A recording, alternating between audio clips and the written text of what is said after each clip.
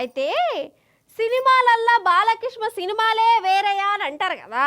అందుకే బాలకృష్ణ సినిమా పడ్డప్పుడు ఇంట్లో బాలయ్య బాబు చేసే సాహస విన్యాసాలు నరమానవులు ఎవ్వరూ చేయొద్దు, ఇది బాలయ్య బాబుకే సాధ్యం, సాదాసీదా మనుషులకు సాధ్యం కానే కాదు అని సినిమాకు ముందు ఏదైనా రాసి పెట్టాలి. ఎందుకంటారా, ఒక సినిమాలో బాలయ్య బాబు తొడగొడితే రైలు బండి ఆగిపోతుంది, హేలుతో గిట్లా అంటే స్పీడ్గా వచ్చే సూపర్ ఫాస్ట్ బండి వెనుకకు మరుతుంది. ఇక బాలయ్య బాబు నురుకుమంటే రైలు బండి కంటే స్పీడ్గా ఉరుకుతాడు. అయితే ఢిల్లీలో ఒక బుజ్జుల్లా మన బాలయ్య బాబుకు పెద్ద ఫ్యాన్ కావచ్చు. ఎందుకంటారా, ఏం చేసిందో చూడరు, మీకు ఎరకైతుంది. Ready 1 2 3 go.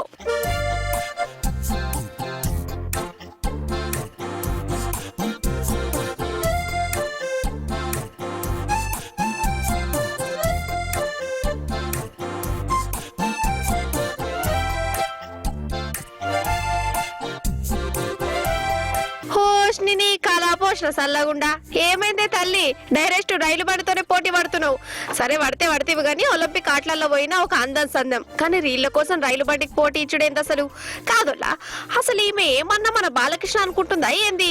కొంపదీసి టీవీలో బాలకృష్ణ పల్నాటి బ్రహ్మరాయుడు సినిమా చూసి ఆదర్శంగా తీసుకున్నదా, లేకుంటే ఏంది మరి రైలు బండితో పోటీ పడ్డేంది?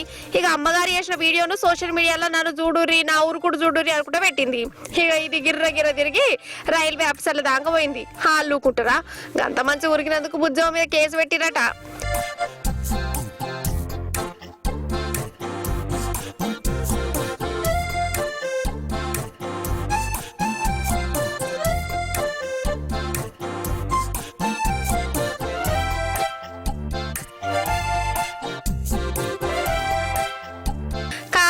ఏమనంటే కోపాలు బాగా వస్తాయి, కానీ రీల్లు వీడియోలు చేసుకోవాలంటే గిట్లనే చేసుకోవాలన్నా నాకు తెలియక అడుగుతా. మొన్న కూడా గింతే ఒక పోరడైతే బండి కింద వండుకొని మరి రీల్ చేసిండు. యోగి అక్కని చూడుర్రి, ఇల్లు మీదకి డాన్సులు చేస్తాంది, ఆ టెన్క ఇల్లుకల పడ్డది.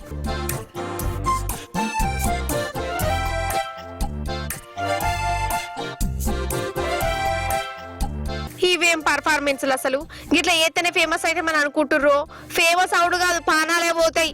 ఇట్లా ఎంతో మంది పోయినాయి కూడా, అయినా కానీ నా పాట నాదే అనుకుంటా యోగి ఇట్లా సాహస వీరులు అయిపోయి అసలుకే సరి తెచ్చుకుంటుర్రు.